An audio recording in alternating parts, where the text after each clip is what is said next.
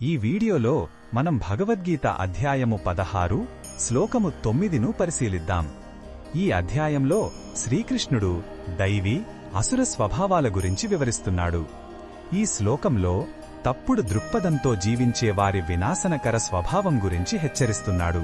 మొదటగా ఈ పవిత్ర శ్లోకాన్ని భక్తితో విందాం. ఏతాన్ దృష్టిమవష్టభ్య నష్టాత్మానోల్పబుద్ధయః ప్రభవంత్యుగ్రకర్మాణః క్షయాయ జగతో హితాః.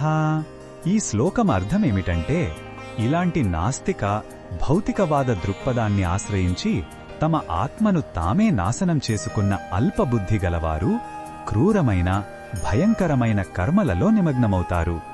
వీరు ప్రపంచానికే శత్రువులుగా మారి దాని వినాశనానికి కారణమవుతారు. ఈ శ్లోకంలో ఉన్న భావం మనకు ఏమి చెప్తుందంటే, ఇది ఒక తీవ్రమైన హెచ్చరిక.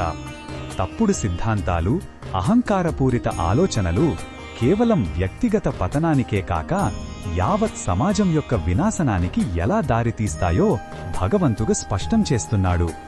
ఆలోచనల్లోని విషం కర్మలలో క్రూరత్వంగా మారుతుందని ఇది మనకు గుర్తు చేస్తుంది. ఈ బోధనను మన దైనందిన జీవితంలో ఎలా ఉపయోగించుకోవచ్చు అంటే, మన ఆలోచనలను, నమ్మకాలను ఎప్పటికప్పుడు సమీక్షించుకోవాలి. స్వార్థం, ద్వేషం, అధికారం కోసం ఇతరులను లేదా ప్రకృతిని నాశనం చేసే పనులకు దూరంగా ఉండాలి.